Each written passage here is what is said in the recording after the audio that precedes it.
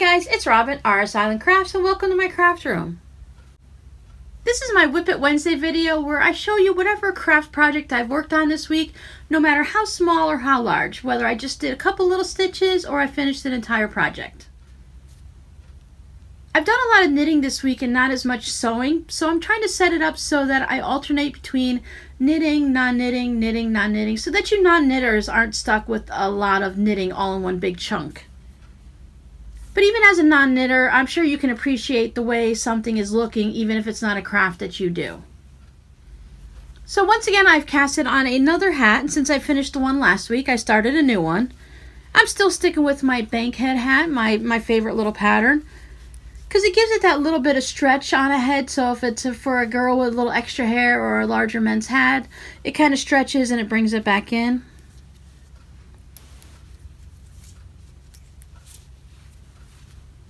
And since this is a new cast on, there's no stitch marker to show you where I'm at. This is just the one that I used to mark the beginning of my round. So I know when I get to this point, this is a free pattern. And what it is you knit 4 and you purl 1. And that gives you this little spot right here, this little, it's what helps to make a little extra ribbing and it gives it the stretch. So you see this little purl stitch, knit stitches tend to stick up and the purl stitches tend to recede a little bit.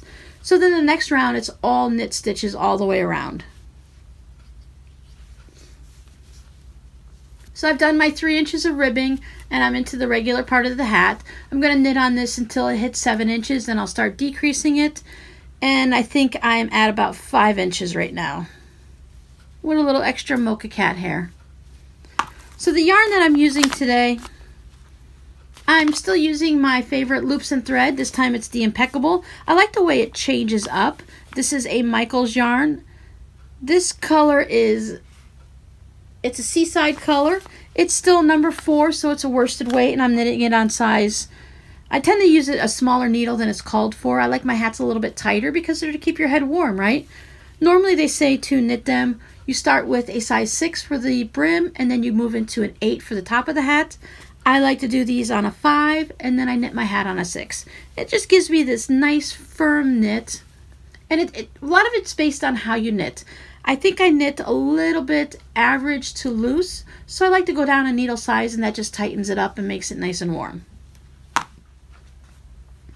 Once again, I have a link down to my Ravelry down below, and it'll give you the link to whatever pattern I'm using, and you'll at least get the link to the pattern. And as I finish a project, then I get the yarn in there and I put a nice picture. Sometimes I put the yarn in first. It all depends on how busy my week is.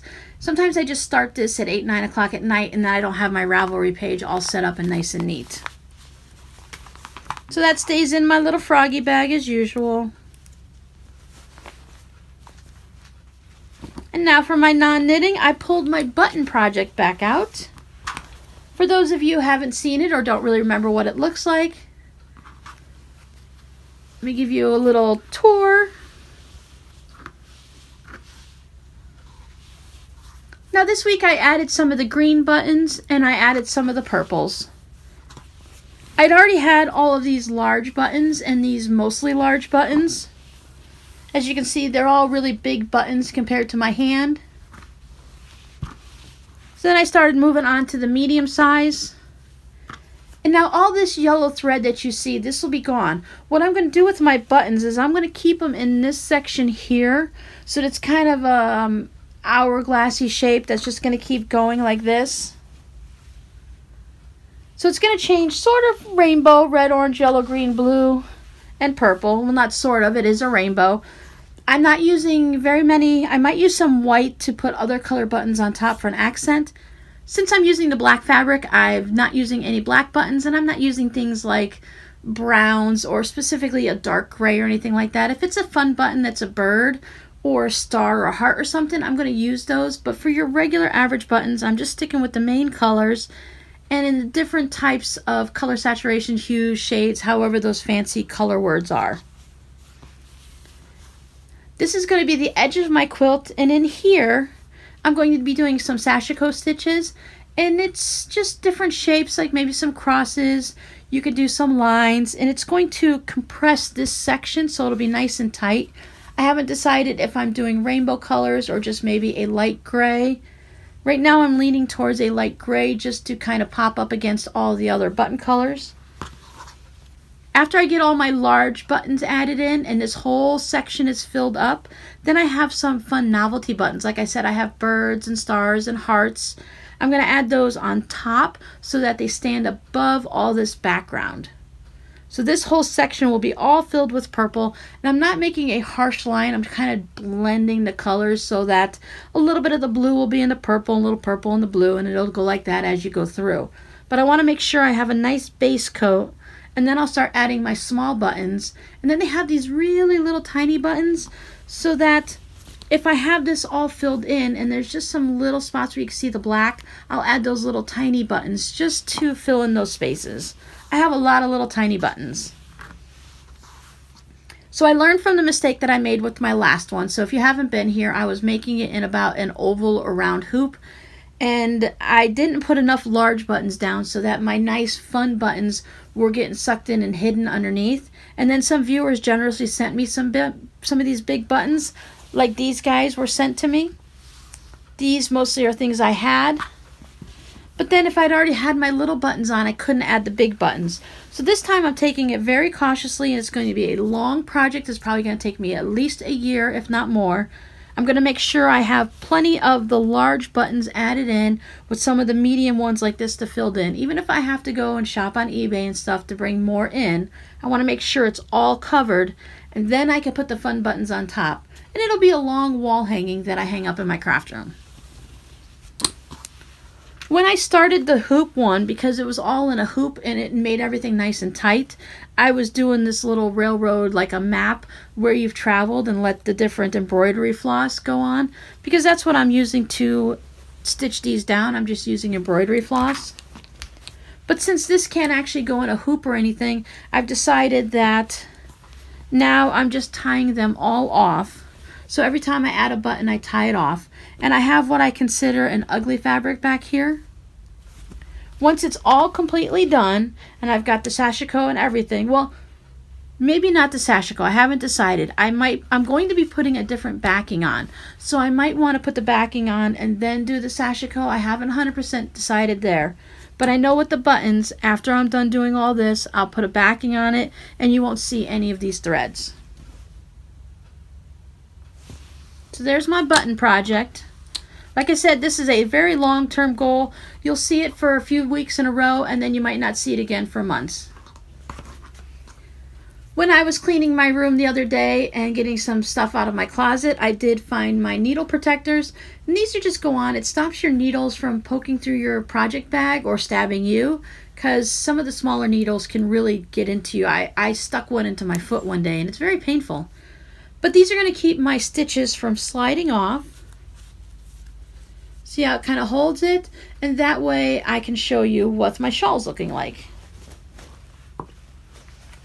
We're getting closer to the end. I'm hoping to, I want to say I'll have it finished this week, but I don't know. There's still a decent amount of yarn left in this ball. It might take me into another second week to get it finished, but if I go into a second week, it shouldn't be for very many days.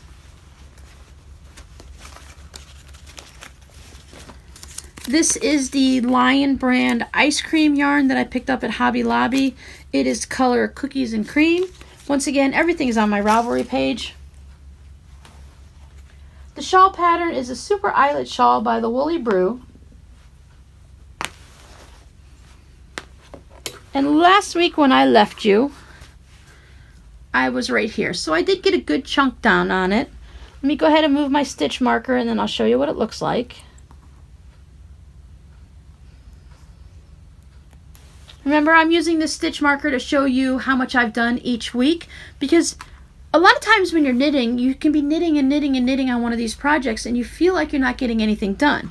But if you go ahead and put a stitch marker in every day that you work on it, every week, however your process is, when you come back to it, you can see that you've done a large chunk, and it doesn't feel like, you know, you're just, they call it sleeve island, when you're knitting a sleeve on a sweater and you're just knitting and knitting and knitting and it takes forever. If you put your stitch markers in, it'll show you how much progress you got done, and then you can feel like you've actually progressed some.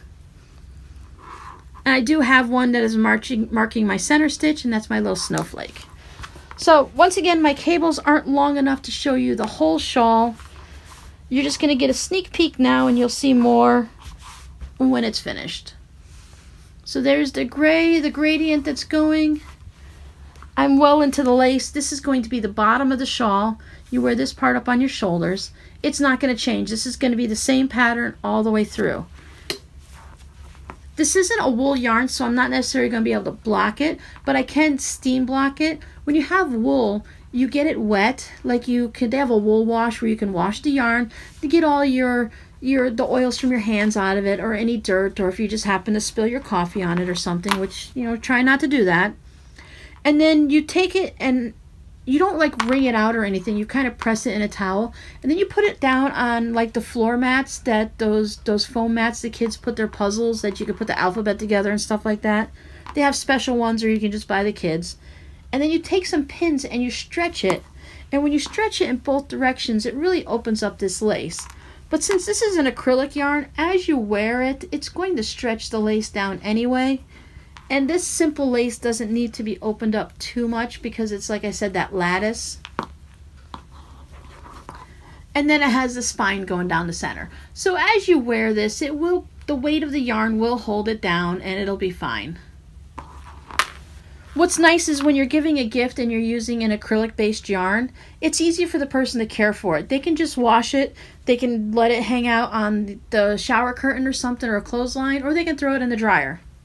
If you had regular standard wool and you did that, it would felt it and it would shrink up, like, you know, when you have a wool sweater and you have to take care of it specially. People don't always have the time to take care of things specially, or they don't know how to do it, so this can go right in the washer and it'll be really easy care.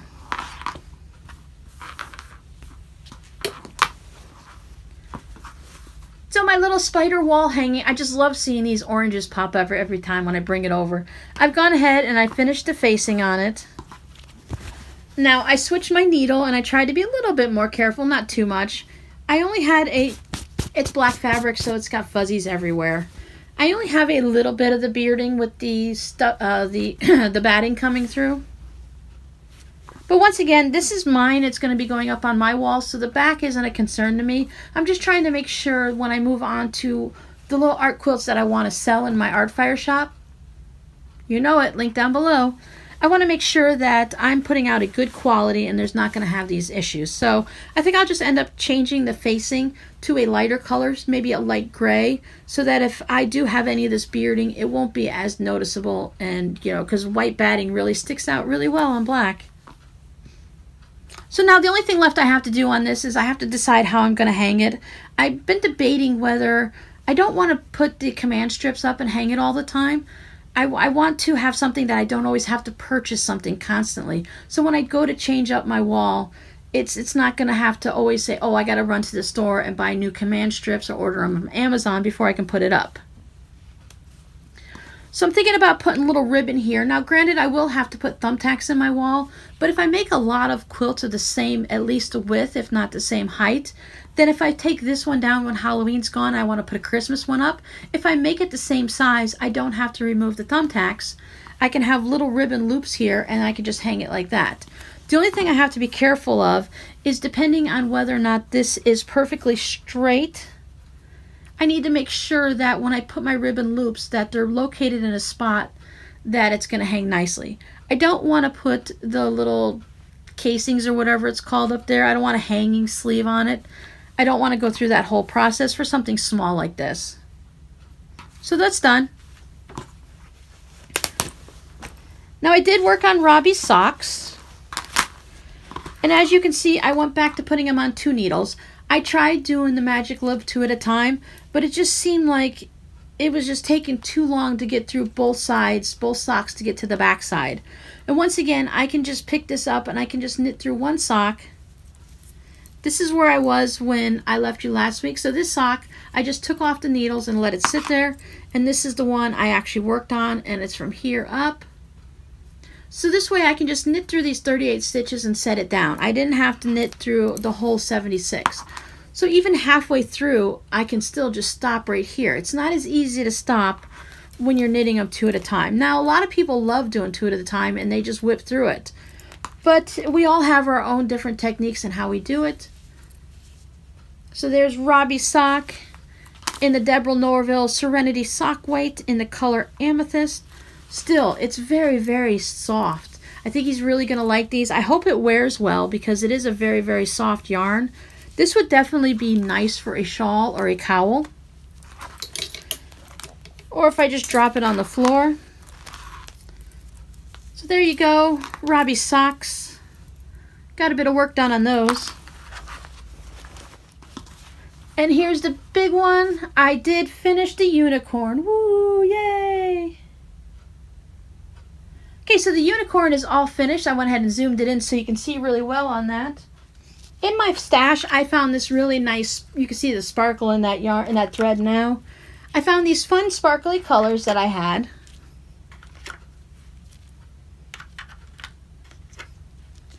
And I went ahead, I thought they were nice pastel-y colors to go ahead and use on the mane. But when I was looking, now I've put away all the extra thread, but this is, I'm not really sure what the it says DMCE or something. I'm not sure what that means, but it had number 211 on it. So I went into my regular thread and I found number 211 regular DMC. Like I said, I've already put everything away, so I don't even see it here in my little container. But what I did is I took 4 of these threads and I mixed in with 2 of the regular number 211. Like I said, I don't have it here with me, but it's just your normal embroidery floss, nothing shiny to it or anything like that. So I had 4 of the sparklies, and when I just used the sparkly, it didn't show up as very well on the white fabric. So when I added the 2 of the regular cotton floss in there, it went ahead and allowed the colors to pop through. I didn't separate them or anything like that. I put all 6 through the needle because regular embroidery floss has 6 strands. So I just put that in there, and I just went ahead and followed the lines and put the mane on, and I thought that turned out really well. I did go ahead and I did a, what did I do? I used a chain stitch with some variegated floss all the way around. It only had a little bit of a highlight of the lighter color here and the rest of it's dark, but that's okay. I was thinking about using a black, but I knew the black wasn't going to work well with the colors I chose for the regular unicorn. So I went with a nice purple because I did use several purples in there, and I do like purple. And I thought that outlined it really nice, and it just, I guess it brings the light in this way, blah, blah, blah. You know those fancy art people, I don't know anything about shading. I never really could quite get a handle on light sources and shading when I took that in art classes. But this is, the actual embroidery is completely done on this. I do need to take it and hit it with the iron because I used a friction pen, so that has to be removed with heat. I didn't quite cover the stitches perfectly everywhere. Most of the times it's just on these big fluffy rose flowers. So I'll take this and I'll flip it over and I'll put it on a towel. And I'll just go ahead and press it out so I can get all these wrinkles out and everything. And I'll press it from the back. And if I put it on a fluffy towel, it'll stop the stitches from getting smushed. Plus with these 3D stitches, you don't want to just put that down on a table on an ironing board and iron it.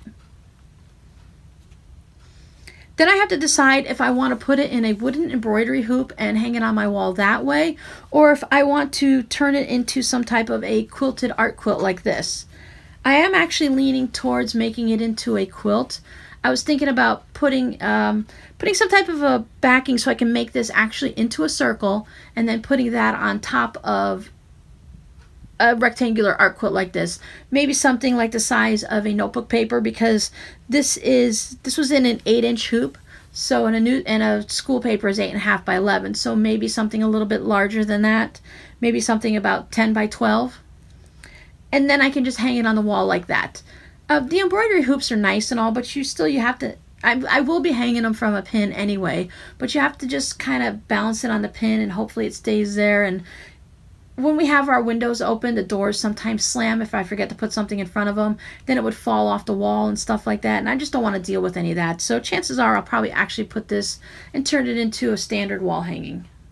So that's my little unicorn. I love the way it turned out. Now I need to find the next new pattern I'm going to work on. And when I find a fun-free pattern that has a variety of stitches that we can do, then we'll go ahead and I'll let you do like with the knitting I showed you guys on Sunday. I'll let you know where the pattern is and what supplies you need. And then we can start doing an embroidery together.